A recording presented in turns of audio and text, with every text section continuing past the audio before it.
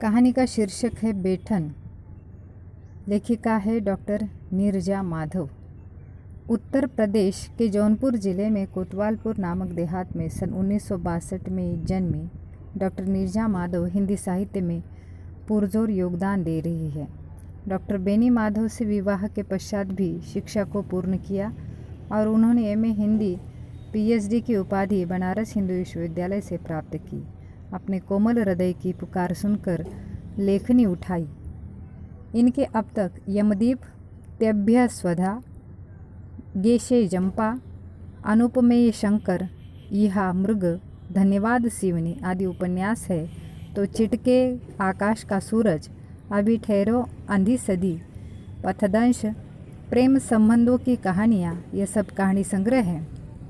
और कुछ कविता संग्रह भी है, जैसे प्यार लौटना चाहेगा, लिखते हुए की शोक गीत। इस प्रकार ये काव्य संग्रह है इनके।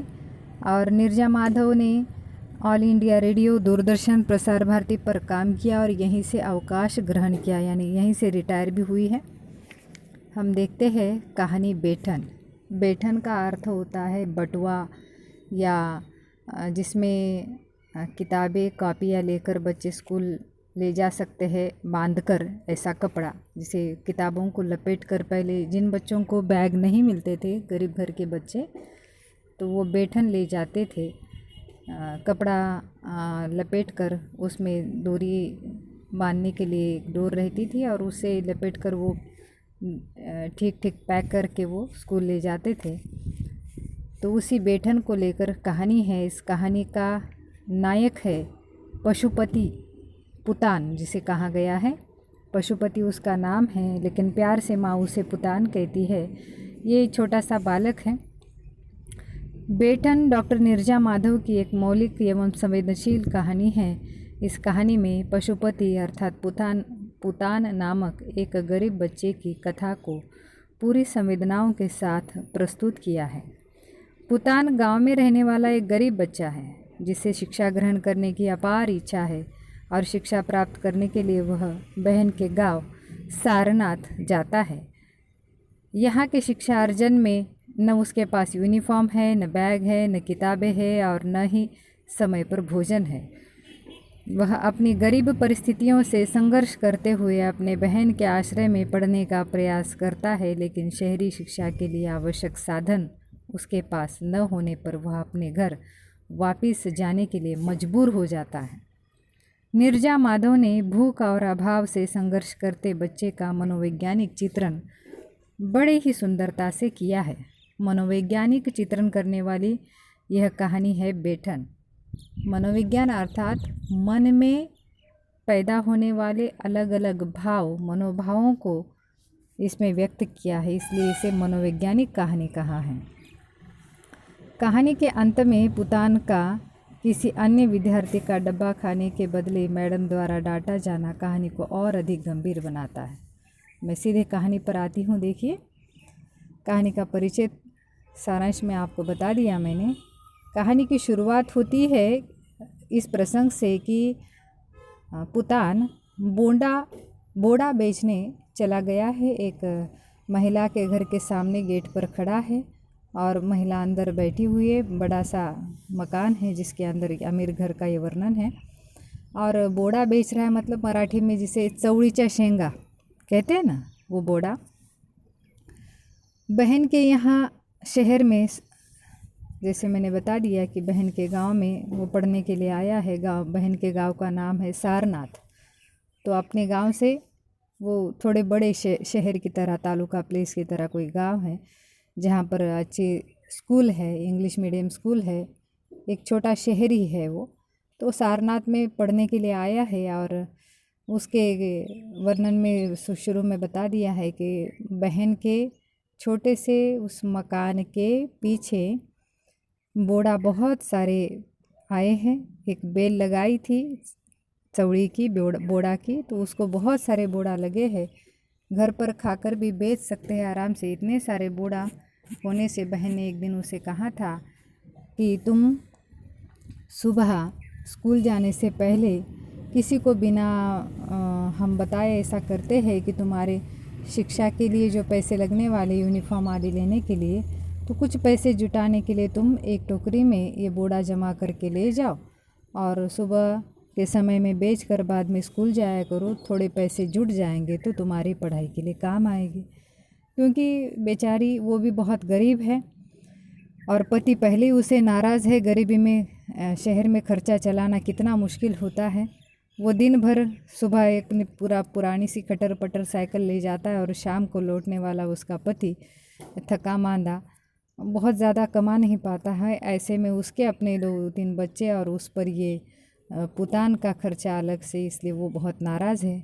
और बिना पति की परमिशन के, बिना पूछे ही वह अपने भाई को उसके साथ लेकर आई है, इसलिए भी उन्हें गुस्सा आता है और वो अक्सर रूठे रूठे से रहते हैं।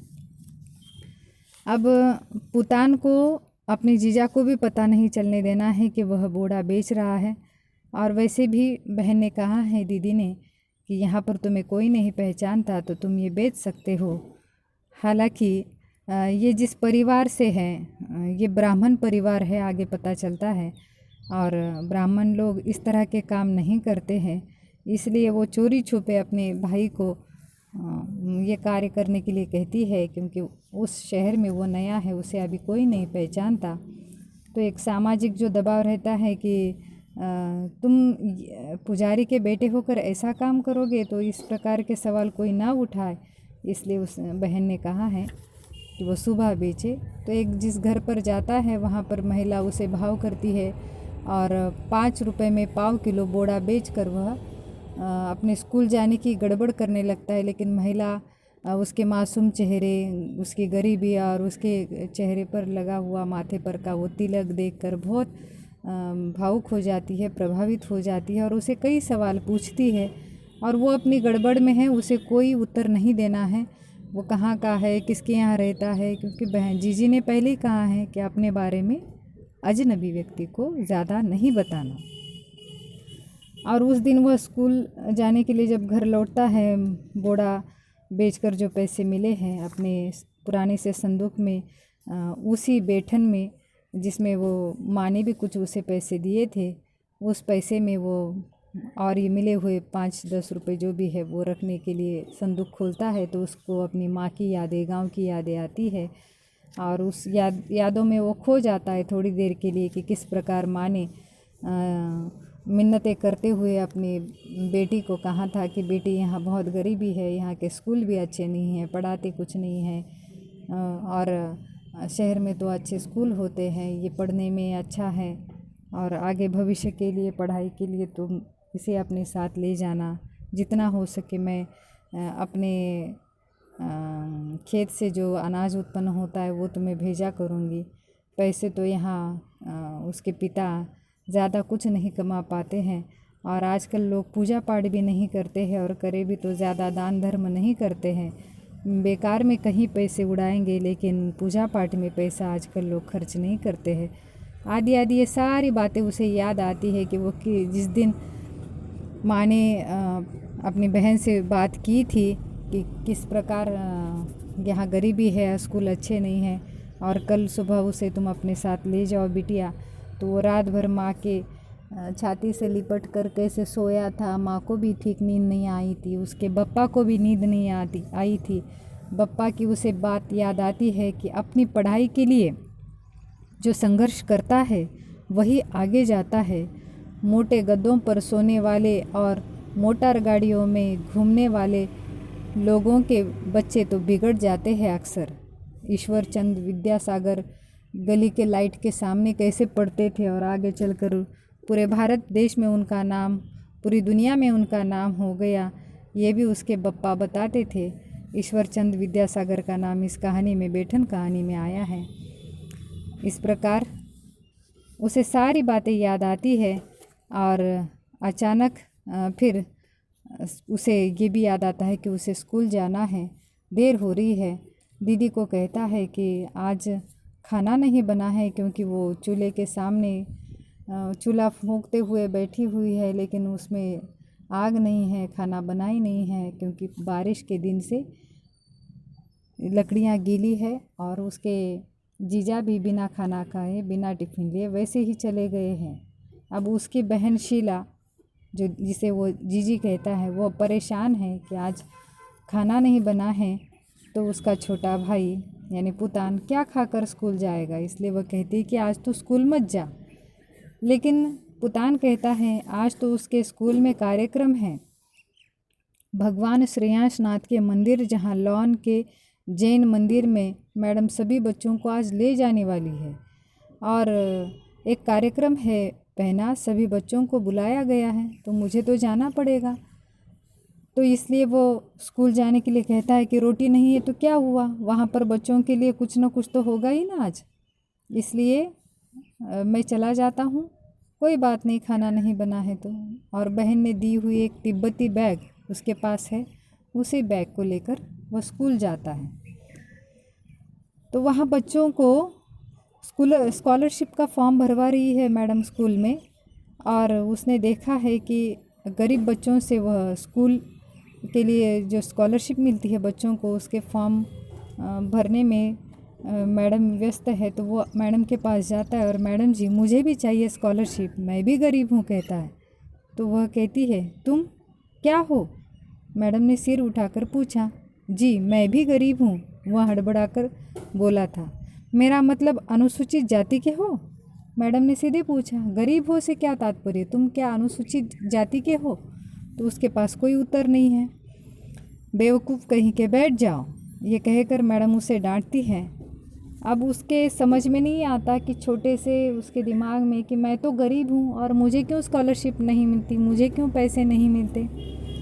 एडमिशन लेकर लगभग 1 महीना होने को आया है, लेकिन उसके पास यूनिफॉर्म नहीं है, ना कॉलेज के बैग है, इसलिए मैडम उसे रोज़ डांटती हैं। और अब तो उसके पास आज देर हो गई है स्कूल जाने के लिए, इसलिए भी मैडम नाराज़ है। सारे बच्चों को लेकर वो जा रही है और पुतान पहुंचा हुआ है, तो पुतान को वो पनिशमेंट के तौर पर वही रुकने के लिए कहती है।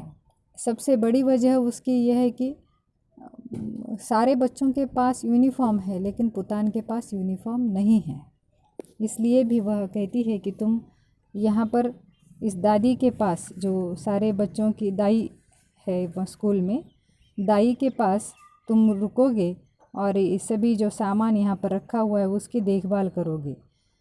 अब ये जो लॉन है भगवान श्रेयांसनाथ का मंदिर है, वो स्कूल के ठीक सामने ही है, इसलिए वहाँ से उसे सारा नज़ारा दिखाई भी देता है और वो दूर से सब कुछ देख रहा है कि किस प्रकार मंच पर एक नेता भाषण दे रहे हैं, बच्चों की पढ़ाई लिखाई के बारे में कह रहे हैं कि बच्चों आज पर्युषण पर्व है, जैन धर्म का एक बहुत ही महत्वपूर्ण पर्व यानी त्यौहार। तो जैन धर्म के किस त्यौहार की बात आई है इस बैठन कहानी में?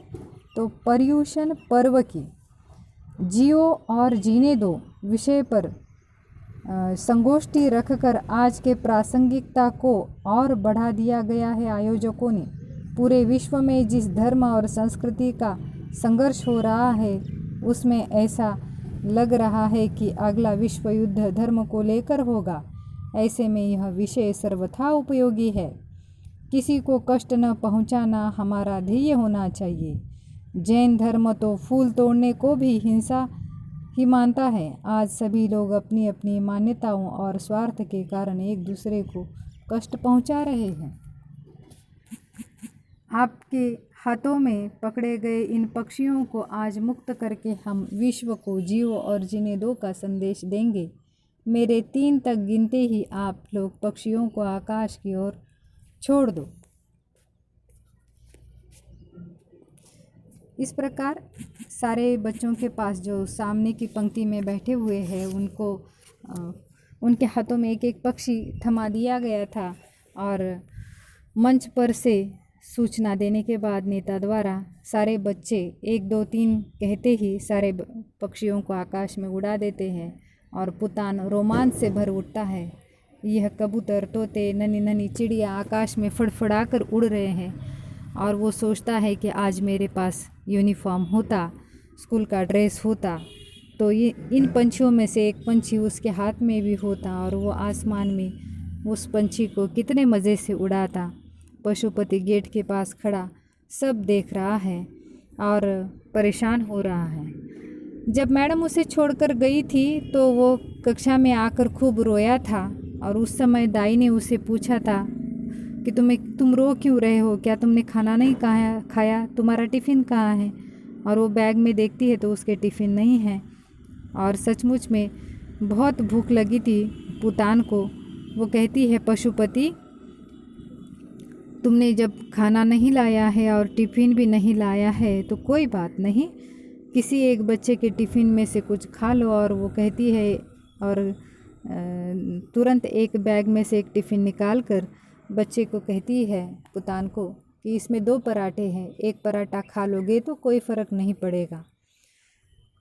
उस समय जो दाई का दुलार है उसे अपनी अम्मा की याद दिलाता है कि अम्मा भी इसी तरह प्रकार उसे प्यार से अपनत्व से अपने पास लेकर कभी भूखा नहीं रखती थी, खाना खिलाती थी। और भले ही किसी के बैग में से रोटी निकाल कर खाना उसको मान्य नहीं है, दाई के कहने पर भी वो पहले रोटी नहीं खाता है, लेकिन पेट की आग है और दाई का प्यार भरा आग्रह है, वो उसे टाल नहीं पाता, रोटी खा लेता है। अब जब कार्यक्रम समाप्त होता है, पंछी आसमान में उड़ाए जाते हैं, तो मैडम जी उधर से सभी बच्चों को लेकर आती है और कक्षा में सारे बच्चे लौट कर आते हैं और आते ही सभी खाना खाने के लिए बैठ जाते हैं।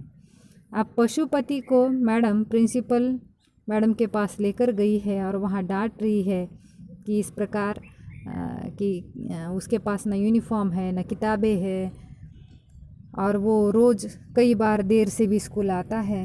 अब स्कूल देर से आने का कारण वो सुबह बोड़ा बेचने जाता है तो एक आध बार उसे देर हो जाती है और पैसे नहीं हैं, इसके लिए उसके पास किताबें और यूनिफॉर्म नहीं है। लेकिन मैडम का कहना है कि आखिर कब तक, 1 महीना हो गया है और पढ़ाई देर से चल रही है और एक बच्चे के कारण पूरे स्कूल का डिसिप्लिन तो ख़राब नहीं किया जा सकता।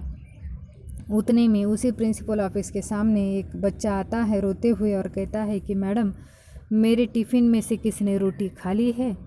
उस पर मैडम नाराज़ होकर पुतान को यानी पशुपति को कहती है कि तुम और दाई ही यहाँ पर थे, तो बताओ किसने रोटी खाई। बेचारा पुतान चुपचाप सहमा सा खड़ा रहता है। तो दाई को बुलाया जाता है, दाई को डांटा जाता है और कहा जाता है कि तुम्हें नौकरी पर से निकाल दिया जाएगा। आज किसी बच्चे के टिफ़िन में से एक रोटी गायब हो गई है, कल की कोई जहर मिला देगा, किसी बच्चे को कुछ हो जाएगा, उसका ज़िम्मेदार कौन है। और दाई को खूब जब डांटा जा रहा है और उसे नौकरी से निकाल देने की बात कही जाती है, उस समय पशुपति अपने आप को रोक नहीं पाता और कह लेता है कि मैडम जी मैंने एक रोटी खा ली है। इस पर मैडम उसकी कोई बात आगे सुनना भी नहीं चाहती। मैडम को रोते रोते कहने लगता है, मैडम दाई ने नहीं, मैंने खाया है एक पराठा, भूख। और आगे वो कहने ही वाला था कि फिर मैडम उसके मुंह पर एक थप्पड़ लगाकर उसे डांट देती है और अपने गार्जियन अर्थात अपने जो अभिभावक है, पेरेंट्स है, उनको कल स्कूल लेकर आने की बात कहती है और स्कूल से उसे धक्का देकर निकाल दिया जाता है। अब बेचारा पशुपति परिस्थिति के हाथों मजबूर है, अभाव में जीवन जी रहा है। अभाव यानी उसके जीवन में बहुत सारी कमियां हैं, जो उसको मिलना चाहिए था उसे नहीं मिला है। ऐसे में फिर भी वह यहाँ शहर में अच्छे स्कूल में पढ़ने के लिए खुद कमाने की भी कोशिश कर रहा है, क्योंकि उसकी बहन और जीजा उसको यूनिफॉर्म और किताबें अभी तक नहीं दे पाए हैं। स्कूल के लिए बैग उसके पास नहीं है, ठीक से जूते उसके पास नहीं हैं। अब वो खुद कमाने की कोशिश में भी 1 महीने तक पैसे नहीं जुटा पाया है। ऊपर से उस पर ये चोरी का इल्ज़ाम लगा। वो क्या सोचकर स्कूल में आया था और उसके साथ क्या हो रहा है ये देखकर मजबूर है। अब यदि जीजा को स्कूल बुलाया जाए तो वो तो पहले ही रोज़ चिड़चिड़े हो जाते हैं उसे देखकर और उन्हें बोझ लगता है पशुपति। वो सोच रहा है कि यहाँ से लौट जाना ही बेहतर है। जीजा को यहाँ पर लाने के बाद भी जीजा मुझ पर ही गुस्सा होंगे और दीदी पर नाराज़ होंगे और इस लड़के को वापस गांव भेज दो, ये कहकर उन दोनों में और झगड़ा होगा। उससे तो अच्छा वो वापस अपने गांव लौट जाए, ये सोचकर वो रोते रोते दुखी मन से स्कूल से बाहर चला जाता है और समझ लेता है कि सारनाथ से अपने घर जाने के लिए किराए भर के पैसे जुड़ गए हैं और ऐसे में उन पैसों से वो बस अपने गांव चला जाए, ये सोचकर वहाँ से लौट जाता है और कहानी यहीं पर समाप्त होती है। लेखिका कहना जारी है कि आज के वर्तमान समय में शिक्षा व्यवस्था भी कितनी संवेदन शून्य हो गई है कि गांव और वहाँ की शिक्षा पद्धति जो कुछ कमियां हैं उसमें दोष है, उसमें से कोई बच्चा शहर में आकर पढ़ने की कोशिश करता है तो किस प्रकार उसके हालात बेबस हो जाते हैं और वहाँ से उसे लौट जाना पड़ता है। ऐसे अनेक बच्चे आज भी वर्तमान शिक्षा पद्धति से वंचित होकर भूख से दम तोड़ते नज़र आते हैं। कहानी बड़ी होकर भी पाठक को अंत तक बांध कर रखने में कामयाब हुई है और प्रस्तुत कहानी हमारी वर्तमान शिक्षा पद्धति और आर्थिक असमानता पर प्रश्न चिन्ह लगाते हुए कहानी में घटित घटना का एक एक संदर्भ आर्थिक स्तर पर आधारित आरक्षण तथा अन्य सुविधाओं के प्रति भी हमें अंतर्मुख बनाता है, क्योंकि आरक्षण मिला हुआ है अनुसूचित जातियों को, लेकिन कई सारे ऐसे भी लोग हैं जो ओपन कैटेगरी में से होकर भी बहुत दरिद्रता में गरीबी में जीवन जी रहे हैं, लेकिन उनके पास कोई आरक्षण नहीं है, कोई आर्थिक सुविधा नहीं है, सरकार की ओर से कोई मदद नहीं है। तो एक प्रकार जाति के आधार पर समाज में असमानता है, तो दूसरी तरफ आर्थिक स्तर के आधार पर इस आरक्षण के कारण और असमानता होती जा रही है। इस शिक्षा व्यवस्था पर लेखिका ने प्रश्न चिन्ह उठाया है और हमें सोचने के लिए मजबूर कर दिया है। धन्यवाद।